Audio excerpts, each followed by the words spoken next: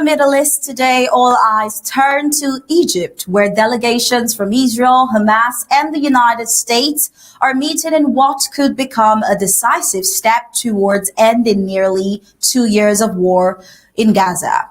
Now, Washington is pushing for a breakthrough, with President Donald Trump urging negotiators to move fast. But can decades of mistrust be breached in a matter of days? Can the promise of peace outweigh the weight of pain and politics that has defied this conflict for generations? As talks unfold behind closed doors in Cairo and Sharm el-Sheikh, the world watches, waiting to see, will this be the turning point the region has been praying for, or just another fleeting moment of hope? Well, I'm Star Smart and welcome to the Flash News.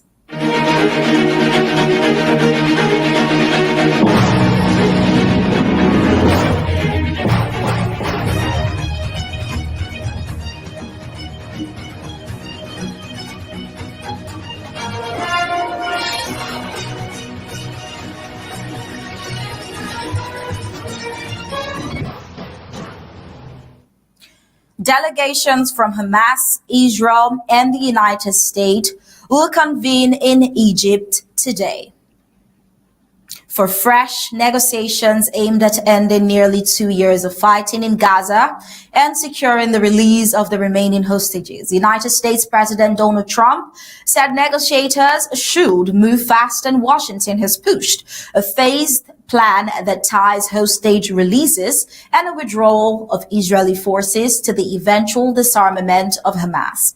Both sides have given cautiously positive responses to part of the United States proposal, which the United States made an outing thanking those who actively saw this effort through to this point. Let's take a listen to that video. I want to thank the countries that helped me put this together: Qatar, Turkey, Saudi Arabia, Egypt, Jordan, and so many others. So many people fought so hard. This is a big day. We'll see how it all turns out. We have to get the final word down in concrete. Very importantly, I look forward to having the hostages come home to their parents and having some of the hostages, unfortunately, you know the condition they're in, come home likewise to their parents, because their parents wanted them just as much as though that young man or young woman were alive. So I just want to let you know that this is a very special day, maybe unprecedented in many ways. It is unprecedented, but thank you all, and thank you all to those great countries that helped.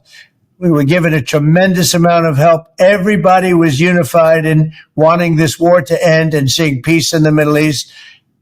And we're very close to achieving that. Thanking the specific countries and their leaders for helping, we see that both sides gave positive responses, notably about the immediate goal of exchanging hostages for Palestinian prisoners. But major sticking points remain. The plan envisaged an initial prisoner exchange and a phased Israeli pullback to agreed lines inside Gaza, followed by measures to remove Hamas's military capability and create a non-militant Palestinian administration. Hamas is reported to be unlikely to accept full disarmament, while Israel and its supporters insist that any durable peace must eliminate the group's ability to stage another mass attack. Preparatory talks were held in Cairo, including a meeting between Hamas lead negotiator Khalil al-Hayya and Egyptian and Qatari mediators ahead of indirect talks in Sharm el-Sheikh. Previous rounds of diplomacy have frequently stalled on the exact list of prisoners to be exchanged and on sequencing, who moves first, and how to guarantee compliance.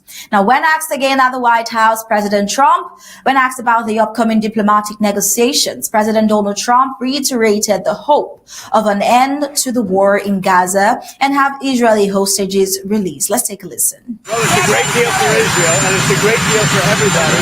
And you want to get your hostages back, right? You want them back, or do you not want them back?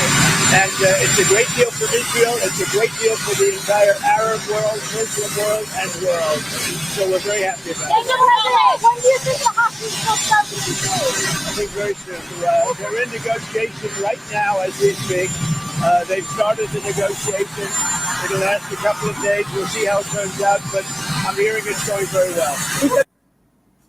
Concerns abound and the question lingers, what will this plan do and why is it controversial?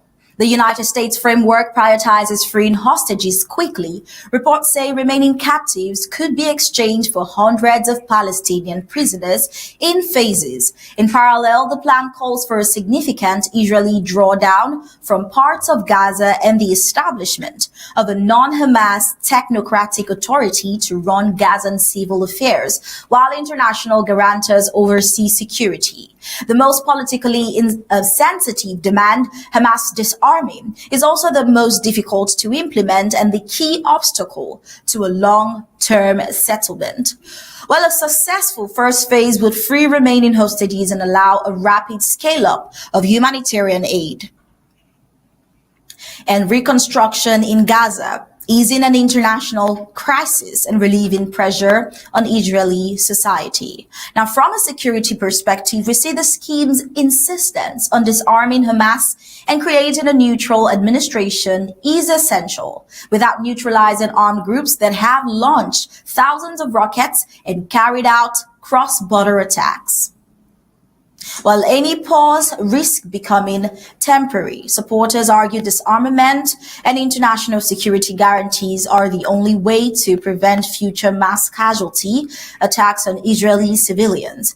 The plan faces internal opposition in all camps. Hardliners in Israel and among Palestinian factions could scuttle progress. Previous negotiations have been undermined by dispute over prisoner list and sequencing. Now, if talks fail, violence could resume and diplomatic momentum will be lost, deepening regional instability. Well, we see that a credible deal would recenter the United States' influence in the region, strengthening Egypt and Qatar's mediation roles, and potentially unblock reconstruction financing failure would embolden extremist narratives and further polarize international opinion. Well, this round in Egypt is the most advanced diplomatic effort yet to convert a United States blueprint into action. It offers a fast, practical objective, freeing hostages while setting out much harder, longer-term tasks. Disarming Hamas and building a stable, non-militant Gaza governance model for Israelis and their allies. The logic is straightforward. Any lasting peace must neutralize the military threat that precipitated the crisis. For Palestinians and their backers, surrendering arms and control raises legitimate fears about sovereignty and safety. Whether negotiators can bridge those conflicting priorities will determine if this is a historic ceasefire or another temporary pause. Well, in France, in a dramatic turn, France's freshly appointed Prime Minister Sébastien Lecornu resigned on Monday, today barely a day after unveiling his cabinet, plunging the Macron presidency into deeper crisis. The LSA confirmed that Lecornu submitted the resignation of his government, which he accepted. Lecornu's tenure becomes the shortest in modern French history. He was formerly in office for 27 days, but the new cabinet had only been announced the night before. Many ministers became caretakers before even taking office.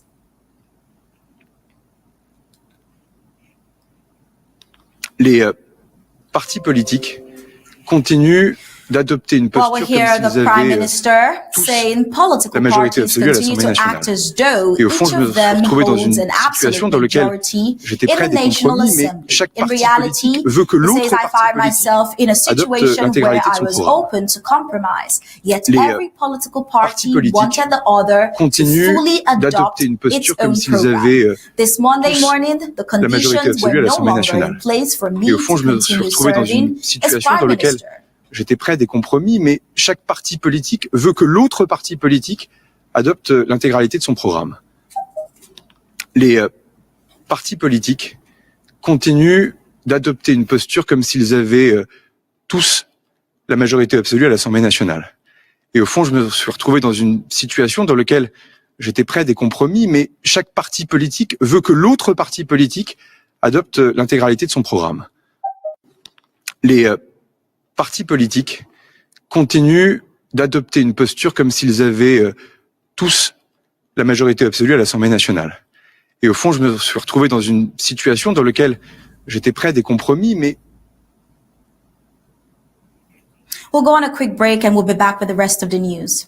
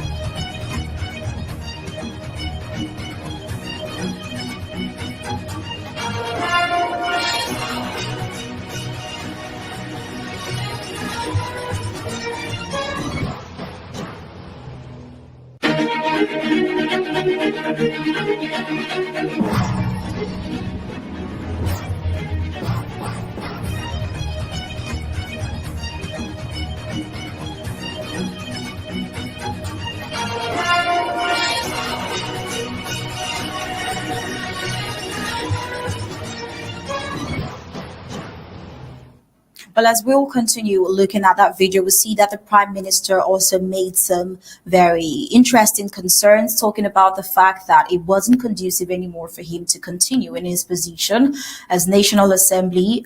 He said for three particular reasons. First, that the political groups often fail to recognize the change, the deep break represented by the fact that he had chosen not to use Article 49, paragraph 3 of the Constitution, the French Constitution. In essence, there was no longer any excuse for preemptive censure, nor for members of parliament to refuse to do their jobs, which is to debate, amend, and when necessary, vote on legislation.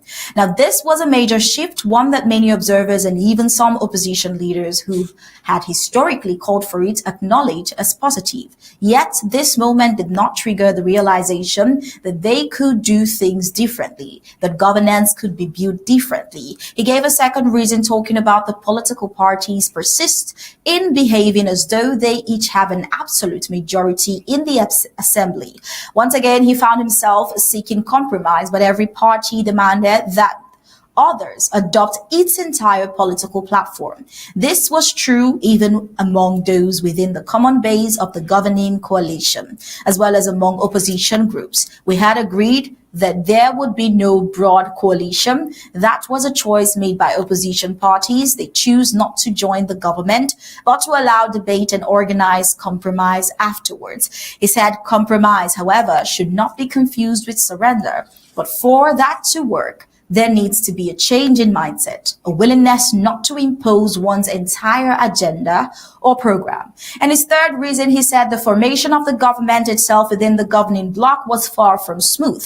It awakened certain partisan appetites, which, while understandable, were not entirely unrelated to the upcoming presidential elections. And he said, if this is the most parliamentary moment of the Fifth Republic, then under no circumstance should they relieve the worst moments of the Fourth Republic. By definition, the formation of a government must follow the Constitution, that is, under the proposal of the Prime Minister appointed by the President of the Republic. Now, in essence, we see that the former PM Lecornu is saying he resigned because France's political gridlock made it impossible to govern. He blames the parties both in government and opposition for refusing to compromise or cooperate. each acting like they have full power when in reality, no one exactly does. He also criticizes internal political ambitions tied to the 2027 presidential race and emphasizes that his choice not to use Article 49(3) constitutional power to force laws through parliament without a vote was meant to encourage dialogue, but it backfired. Now, this sudden collapse follows weeks of mounting tensions across France's fractured parliament. The 2024 legislative elections resulted in a hung parliament with no clear majority, ushering in a prolonged period of instability.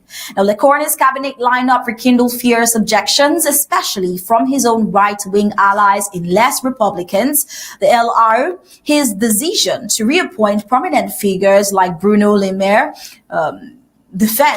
transition to defense, outraged political allies and opponents alike. Now, many critics decry the government as lacking renewal, with 12 of 18 ministers already serving under Lecornu's predecessor. Francois Bayrou, Lecornu publicly blamed entrenched partisan hostilities and internal party egos for making governance impossible. He implied that without a willingness to compromise, he could not fulfill the prime minister's role. The fallout was immediate. Stock markets slid, the CAC 40 dropped nearly 2%, and the euro weakened. Opponents across the spectrum seized the moment to call for snap parliamentary elections or Macron's resignation. Far-right leader Marine Le Pen insisted Macron must choose between dissolving parliament or stepping down. Macron now faces sharply limited options: appoint yet another prime minister, dissolve the National Assembly, or, though unlikely, resign himself. Now, his term runs until May 2027, but his political authority is under profound strain. The implications are far-reaching. Domestically, France risks legislative paralysis at a time when it must tackle public debt nearing 3.35 trillion in euros and adopt his 2026 budget amid deep societal divisions. Internationally, political instability in Europe's second largest economy may unsettle investors and weaken France's diplomatic influence in the EU. The crisis also highlights the urgent necessity of coalition building and political reform in a parliamentary landscape where no single faction can exactly govern alone. Now, away from politics, we see a Nobel Prize in Medicine awarded for breakthrough in immune system control. In a landmark announcement on Monday, Mary E. Brunko and Fred Ramsdell of the United States, together with Japan's Shimon Sakaguchi, have been awarded the 2025 Nobel Prize in Physiology or Medicine for their pioneering work on how the immune system is regulated. Now, here is one of the prize winners talking a little about what the milestone really is about. This year's prize is about how you keep our immune system in check. Basically, our immune system is extremely powerful. We need to be able to fight off any possible microbe, even the ones we have never been exposed to before. At the same time, we need to not attack our own tissues and organs. And if we do, we get autoimmune disorders. So this prize is about a new mechanisms that keeps our immune system in check in order to only has its positive sides, but try to remove the negative sides. Well, for that, the Nobel jury honored them for their discoveries concerning peripheral immune tolerance, underscoring how this mechanism prevents the body from attacking itself. The research has revolutionized the understanding of immune balance and has deep implications for treating autoimmune diseases, cancer, and improving transplant success rates. The Nobel Assembly praised their work, saying it has laid the foundation for a new field of research and spurred the development of new treatments. Sakaguchi, aged 74, first made his breakthrough in 1995 when he identified a previously unknown class of T cells, later called regulatory T cells or TREGs, that act as guardians to restrain harmful immune responses. In 2001, Brunko and Ramsdell discovered a mutation in the gene FOXP3 in mice that led to fatal autoimmune disease. In subsequent years, Sakaguchi linked the FOXP3 gene to the development and function of regulatory T cells, showing how the immune system keeps itself in check. Brunko, born in 1961, is known for identifying FOXP3 in the Scorphy mouse model that exhibits aggressive autoimmune disease. She earned her PhD from Princeton University and has been associated with the Institute for Systems Biology in Seattle. Ramsdell, born in 1960, did key work linking the FOXP3 mutations to a rare human autoimmune condition called IPEX, immune dysregulation, polyendocrinopathy, through pathy, the X linked. Now, he held roles in industry and academia, and is research director at the Parker Institute for Cancer Immunotherapy. Sakaguchi, originally from Shiga Prefecture, Japan, earned his MD and PhD at Kyoto University. He has held roles in the United States and Japan and now serves as distinguished professor at Osaka University's Immunology Frontier Research Center.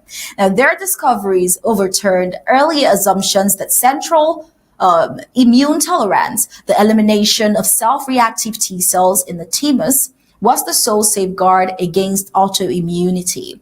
Now, instead, they reveal that in the body's periphery, regulatory T cells patrol tissues and suppress dangerous immune responses that slip through central filtering. Several therapies based on modulating TREGs or FOXP3-related pathways are already in clinical trials for autoimmune disorders and cancer. The jury also noted that the work may lead to more successful transplant outcomes by better controlling rejection. The Nobel Prize includes a monetary award of 11 million Swedish kronor, approximately 1.2 million US dollars, to be shared equally amongst the three. The award ceremony will take place on December 10th in Stockholm. Now, this year's recognition shines a spotlight on the delicate balance of the immune system has to maintain. Now, powerful enough to defeat infections, yet restrained enough to protect the tissues. The laureates' insights into peripheral immune tolerance open promising paths for next generation therapies across immunology, transplantation, oncology, and even beyond. With this very last wonderful news, we come to the end of today's Flash News. Until next time, we'll leave you with ABC Amba TV images.